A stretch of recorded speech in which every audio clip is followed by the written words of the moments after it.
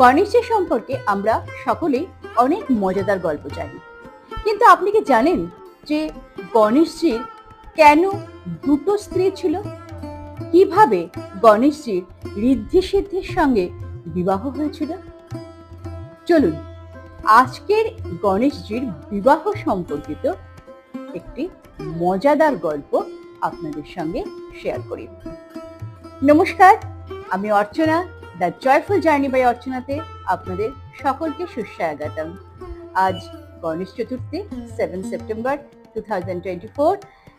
আজকের দিনে গণেশজির গল্প বলতে আমারও খুব ভালো লাগছে আপনাদের সাথে। গল্পটি ভালো লাগলে অবশ্যই লাইক করবেন, শেয়ার করবেন, আর সাবস্ক্রাইব না করে থাকলে অবশ্যই সাবস্ক্রাইব করে পাশে থাকা বেল আইকনটিকে প্রেস করে রাখবেন। তাহলে চলুন গল্পটি শুরু করি।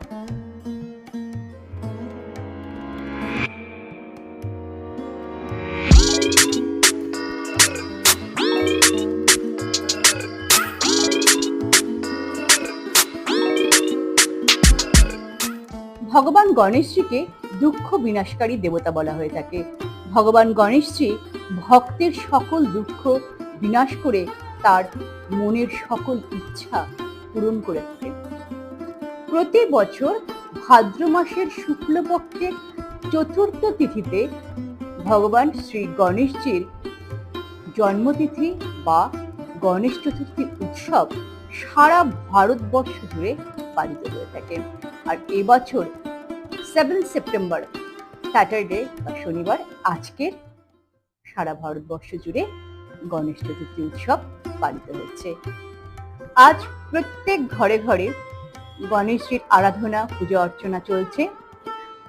পৌরাণিক কাহিনী অনুযায়ী গণেশজির দুজন স্ত্রী ছিলেন, একজনের নাম ঋদ্ধি, অপরজনের নাম সিদ্ধি। আপনারা কি জানেন যে কেন ভগবান গণেশজির দুজন স্ত্রী ছিল? আজকের এই মজাদার কাহিনীটি ব্যাখ্যা করব, তাই ভিডিওটি সম্পূর্ণ দেখতে থাকুন। পৌরাণিক কাহিনী অনুযায়ী গণেশজি একবার গভীর তপস্যায় মগ্ন ছিলেন, আর সেই সময় তপস্যারত ভগবান গণেশজির পাশ দিয়ে দেবী তুলসী যাচ্ছিলেন। অপূর্ব পুরুষ গণেশজিকে দেখে দেবী তুলসী অত্যন্ত মুগ্ধ হলেন এবং গণেশজিকে দেবী তুলসী বিয়ের প্রস্তাব দিলেন।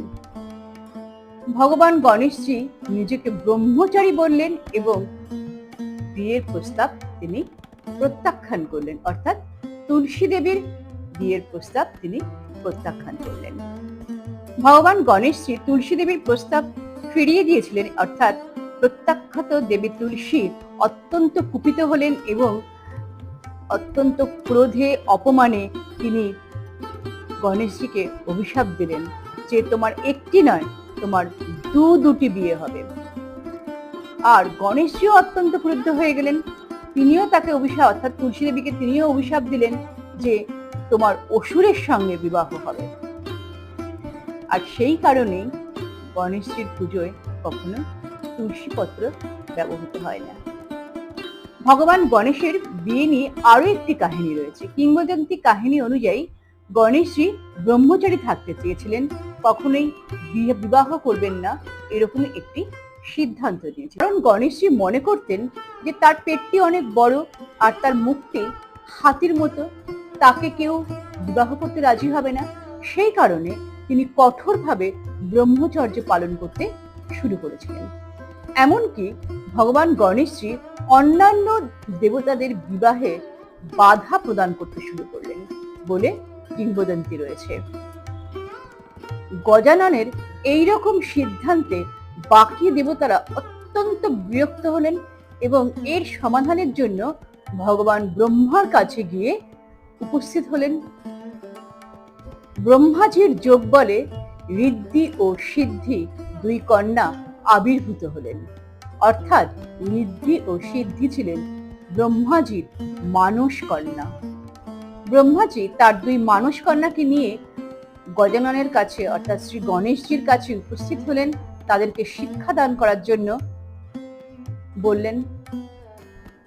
গণপতি ব্রহ্মার আদেশে ব্রহ্মার দুই মানস কন্যাকে শিক্ষাদান করতে শুরু করলেন।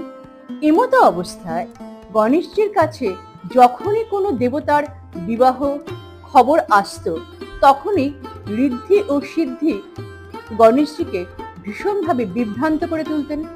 আর একদিন তিনি জানতে পারলেন যে কোনো সমস্যা ছাড়াই দেবতাদের বিবাহ সুসম্পন্ন হচ্ছে। আর এটি জানতে পেরে তিনি ঋদ্ধি সিদ্ধির ওপরে প্রচন্ড ক্ষেপে গেলেন, প্রচন্ড ক্রুদ্ধ হয়ে গেলেন। গণেশজি অত্যন্ত ক্রুদ্ধ হয়ে, ক্ষিপ্ত হয়ে ঋদ্ধি সিদ্ধিকে নানা রকম ভাবে অভিশাপ দিতে লাগলেন।